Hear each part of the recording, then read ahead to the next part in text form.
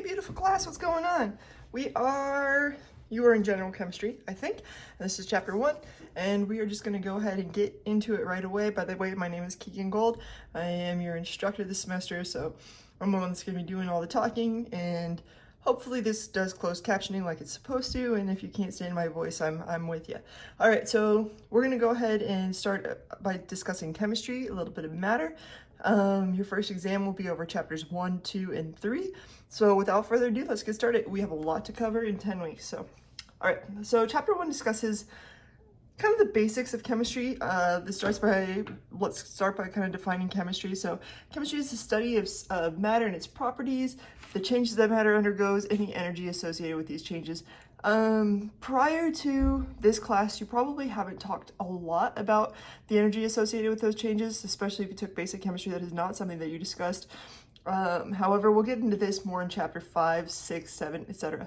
So in later chapters, we'll talk about energy. This chapter actually does discuss potential and kinetic energy, but we won't talk about it yet. We'll save it for then, so that won't show up on a test that's coming up.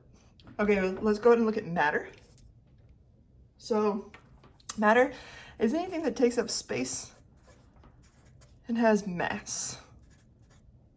In other words, it consists of something. Anything that consists of something is going to be taking up a certain amount of space and having mass. Now, there are three phases of matter that we'll talk about. Of course, there's boson particles and plasma, etc. We're not going to be talking about those. We're only going to be talking about the three main phases that exist under standard temperature pressure conditions. So we got solid, liquid, and gas. The difference between these actually depends on how the molecules are kind of held together. So, for example, if we have solid water, we call that ice. Water is made up of hydrogen and oxygen. It has a formula of H2O, telling you that there are 2 hydrogens and 1 oxygen. You will eventually, in about chapter 9, you will eventually learn that water looks like this. It's kind of got a bent shape. In fact, it's called bent shape. So what happens in ice is that the water all lines up. All the molecules, and I drew this line here. This actually would be what's called a hydrogen bond. You'll get to that more in Gen Chem 2. But the main thing I want you to pay attention to is that these are water molecules are going to be nicely stacked.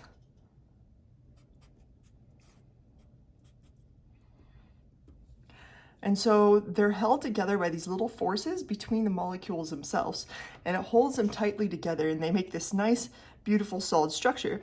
So if you go to move, for example, this molecule, it's not going to be moving. It might be moving within itself, right? Just like if you sit still, you're still moving, you're still breathing, your heart's still pumping, etc. It might be moving within itself, but it's not moving around this other molecule here. So what we say is that it has a fixed shape and a fixed volume because it can't move around. Now, when we get to liquid water, essentially what happens is the bonds that were holding this, the hydrogen bonds I was kind of talking about, start to relax a little bit, and you add enough heat to overcome what's holding these together, and all of a sudden these water molecules can start to move around each other. And when water molecules can start to move around each other, that's when they become liquid, and that allows them to, for example, get into all the nooks and crannies of things. So liquid water looks kind of like this. There's just stuff all over the place. They're just like, do whatever they want. And these guys can move, and this one can run over there if it wants to. They have the freedom to do what they want, and they can move around each other. In other words, we say that they have a variable shape because they can move around each other. But in terms of volume, for example, if you have 100 milliliters of water and you pour it on the ground, the shape looks different, but you still poured 100 milliliters of water on the ground. In other words, it has a fixed volume. Okay, so there are still forces holding these together, and there we go. And you'll get into that more in Gen Chem 2, but essentially they're still being held together, right? Water doesn't just spontaneously start floating or anything to that effect. However, if you add enough heat, what happens is the attraction between water molecules starts to diminish, or in fact, the energy that you've added overcomes the energy that's holding these guys together. And essentially what that does is it allows the gas to just be free. And that's what it does. It's like, I'll see you later. Didn't like you anyways, way over here. And this one's like, adios, bro. And they just go ahead and go about their business far away from each other. Okay, so they can do anything they want. They can rotate around themselves, but this one is no longer bound by what this one is doing. Here, they were held together. In fact, these two are called condensed states of matter. And this is no longer condensed. It can move around in any shape, in any fashion that it wants to. So again, it has a variable shape, much like a liquid. But what's even cooler is it has a variable volume. And you can prove this to yourself by taking a nice deep breath. And as you breathe in, what happens is it gets harder to breathe as you breathe more and more in. And that's because the gas is getting more and more compacted. You're fitting more and more in there, and you're shrinking the amount that you're compacting it. You're increasing the density of the gas in your lungs. And then when you let go, the volume doesn't just stay in this same amount that was stuck in your lungs. Instead, it goes out and expands into the world, and then you have coronavirus. Okay, so that's not true. It's not an airborne disease, by the way. All right, so now we have a better understanding of what matter is and the different phases it has. Let's look at how matter changes, because we talked about chemistry being a study of the changes of matter as well. So there are two types of changes that occur: physical and chemical. Physical change, I like to think of it more like you can't get it back. So I usually actually just say, or excuse me, you can get it back. Can get it back. So an example of that would be if we're looking at liquid to a solid ice, for example, let's say you have solid ice, it looks very, very different from liquid water, right? But you can take solid ice and melt it and get liquid water. The composition hasn't changed. It's still two hydrogens and one oxygen bound together in a molecule.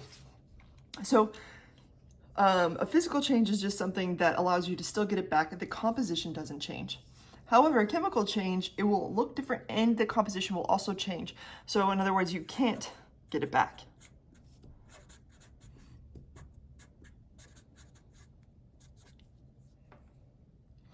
So let's go through and do some example problems. I think that's the best way to go about doing this. Let's say we have some frost forming on a car window. And the question is it a chemical or a physical change?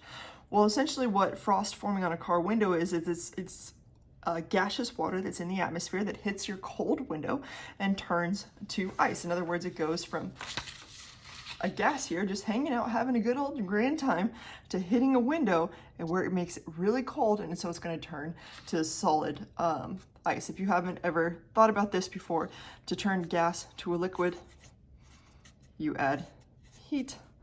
Or excuse me, turn solid to a liquid, you add heat. To turn liquid to a gas, you also add heat. And then the opposite goes the opposite way. So if you take heat away, you can turn gas to a liquid. If you take a lot of heat away, you can turn gas all the way to a solid. And that's what happens when frost forms on a window. Now you could collect that water or that frost and heat it up again and turn it back into a gas. So this is a physical change. Number 2, it says a sunflower growing from a seed. I have this currently happening outside my house. My kids planted a sunflower and that thing took off. I watch it every day. It goes like 3 inches. It's so cool. You can watch it grow.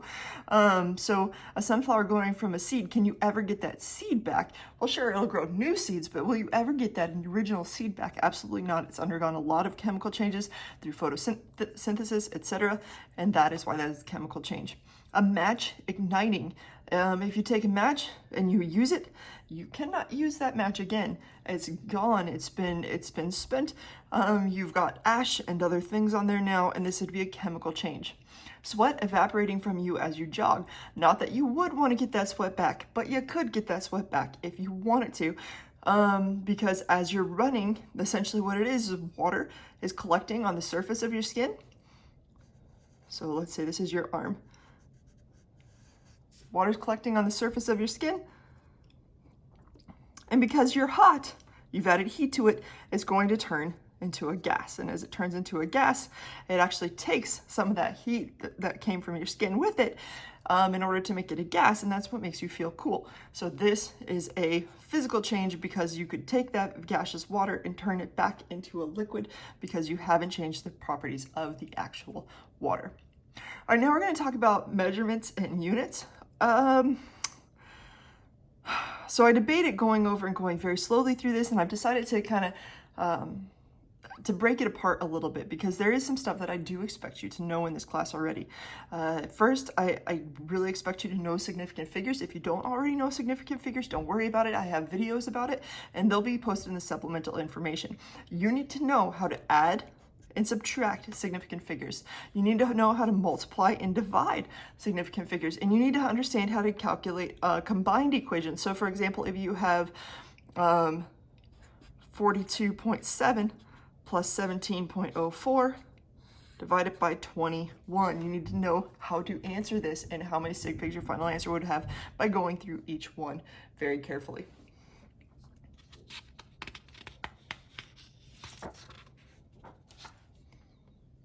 Okay, so in units and measurements, there are some things I expect you to memorize. I try not to have you memorize too much stuff, but I do want you to memorize these in case that wasn't clear. Memorize.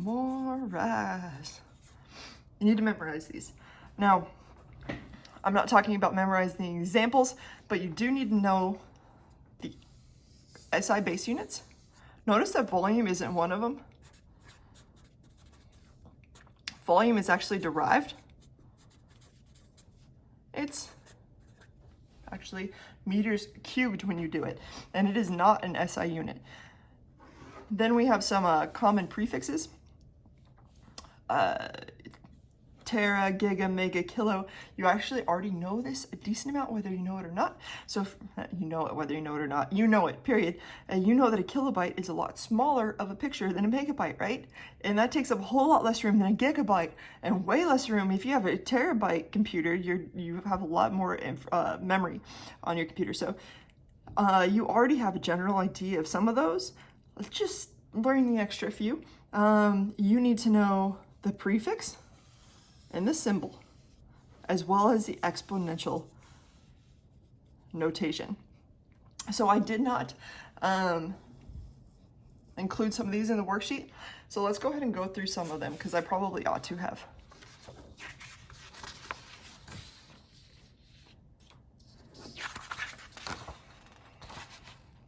Oops. Let me give you an example.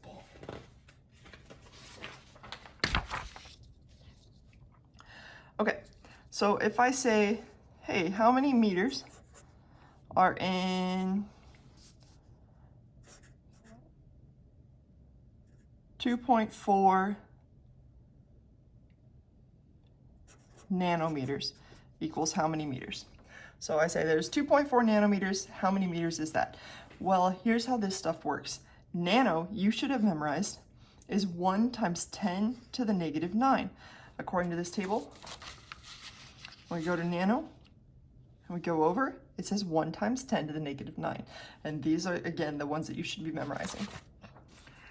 What that tells us is that 2.4 nanometers equals 2.4.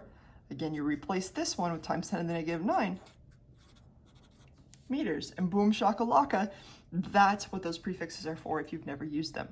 So let's go ahead and do a couple conversions using this as well. So let's say you have 5.2. Not sure what I'm doing here. 5.2 millimeters, and I want to turn that into nanometers. So I want to convert 5.2 millimeters and turn it into nanometers. Through this, I have to use dimensional analysis. I mentioned that I go over how to use dimensional analysis in a supplemental video. It's one of those things just like significant figures I expect you to know, but I'll be using it right now. So even if you don't know it, you might start to gain an understanding of it. The first thing I'm going to do is start with my 5.2 millimeters. I want to turn that milli into 10 to the negative 3 because according to that table, that's what milli equals. So now I've got 5.2 times 10 to the negative 3 meters. Now all I need to do is turn that into nanometers. Well, if this is meters, I've got to put meters down here. You'll learn that in dimensional analysis, and we want to turn it into nanometers. The next question is, how are these two things equivalent? How many meters are in a nanometer? How many nanometers are in a meter? Well, the easiest thing to do is we know that nano is 10 to the negative 9. In other words, there's 10 to the negative 9 meters in a nanometer. And this is how we would set up the problem. Meters are going to cancel according to dimensional analysis. This is a division sign. This one is a multiplication sign. And that tells us we have 5.2 times 10 to the negative 3 divided by 10 to the negative 9 nanometers. Now we just have to do a little math. If you remember exponent rules, 10 to the negative 3 divided by 10 to the negative 9 is 10 to the negative 3 minus a negative 9. When we divide exponents, we subtract. When we multiply them, we add them. So now we have 5.2 times 10 to the negative 3 minus a negative 9. Subtracting a negative is the same as adding a positive, nanometers. In other words, 5.2 times 10 to the positive 6 nanometers. And that is how that would be done.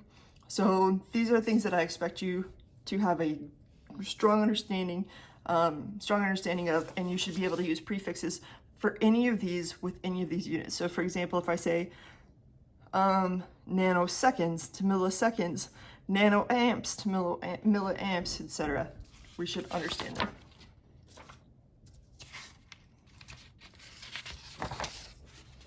All right. So one of the things that I'd like to do in the video, in order to help you guys have a little time to follow along with me, because I expect you to be printing this out and following along with me, is that I have my own calculator and I just do stuff along with y'all. So again, in the supplemental information, there's a video regarding dimensional analysis. You should watch this if you're not familiar with the basics of dimensional analysis. I do expect you to know how to convert things and how to use dimensional analysis to solve problems. I expect you to watch that video if you don't know and already have an idea. Now let's go ahead and move into this example problem. And this kind of stuff is the stuff that will show up on your homework. So, and your exam. So it says you want to wire stereo equipment and you need 325 centimeters of speaker wire. The cost is 15 cents per foot. And it says how much will the wire cost you? And it gives you a few conversions here. So we start with, if you've watched dimensional analysis, you start with a thing with just one unit. That's that one. So we're starting with the thing we want to convert, or the thing with one unit, 325 centimeters. Now we use dimensional analysis to figure out the answer. We know if this is centimeters, we have to put centimeters here, and it was given. So they're 2.5 centimeters, 2.54 centimeters in an inch. And then if we have inches here, we must put inches here. There are 12 inches in a foot. So now we can figure out how many feet there are. We can even continue on and say, hey, we know in a foot, the cost is $0.15. And now we can figure it out. The way I would put this in my calculator is I'd say 325 times 0.15 divided by 2.54 divided by 12. And that will give you my answer. Centimeters will cancel, inches will cancel, feet will cancel. We'll be left with dollars. So let's go ahead and do it. 325. And I could do this in any order I want, but if it's on the denominator down here, you want to make sure you put a division sign. 325 times 0.15 divided by 2.54 divided by 12. And I get an answer of 1.599 times 10 to the 0, 1.599. Next question should be, how many sig figs should you have? Well, this one had 3. This one had 2. This one was infinite because it is a conversion between systems, and this one is also infinite because it is. And so, in other words, there are exactly 12 inches in a foot, and there are exactly 2.54 centimeters in an inch. It's the definition of each of those things. So we end up with an answer of $1.599. And now we just need to figure out the sig fig. So what's smaller, 3, 2, infinity, or infinity? 2 is your answer. This would round up. Instead of 159, it would be 160, 1.6 dollars. Or you could put $1.6, and that would be your answer. All right, let's move on to the next problem. Here we get to use some squares and cubes, which I'm excited about. So it says, a furniture factory needs 31.5 square feet of fabric to make a chair. A factory sends 3 bolts of fabric, which hold 200 meters squared of fabric each. How many chairs can you make? Well, first we know that each one holds 200 meters squared, and there's 3 of them. In other words, you're going to have a total of, well, let me write it, 2 times 300 meters squared, 600 meters squared of fabric to work with, right? So essentially we need to figure out one of these. You can put this one into meters, or you can put this one into feet. And I should have given you some information here. There's 3.28184 feet per meter. And there's a conversion right there, 3.28184. And that's a little more than you need to know, but that should work. So we're going to start with 600 meters squared.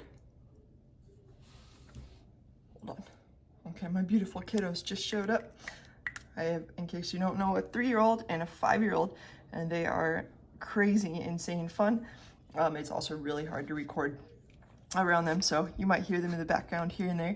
So it says a furniture factory needs 31.5 square feet squared, and we've got whatever 600 meters squared. Probably the best thing, what I like to do is always start with the thing that you want to convert, 31.5 feet squared, but we could have converted any of them.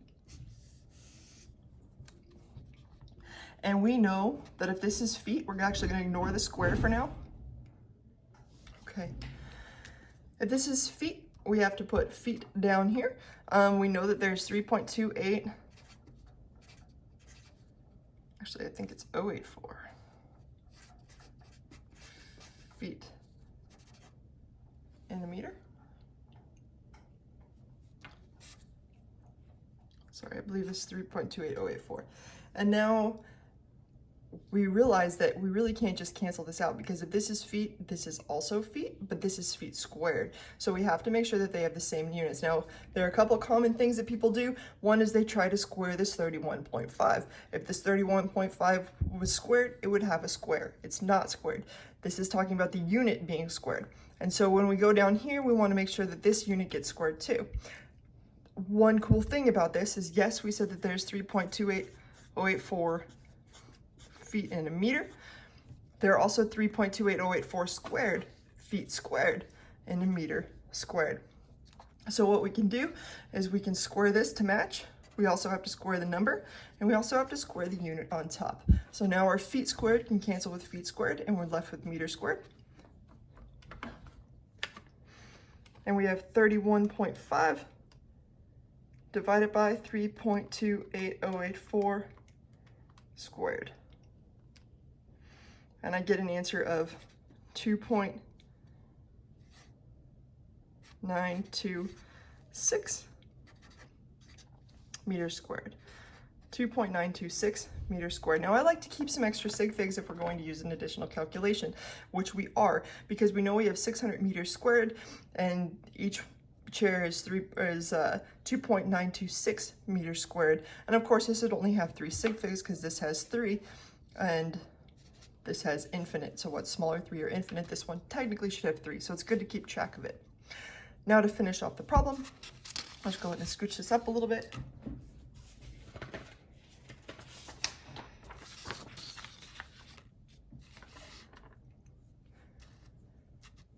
We know that there are 600 meters squared in total, divided by 2.926 meters squared with 3 sig figs.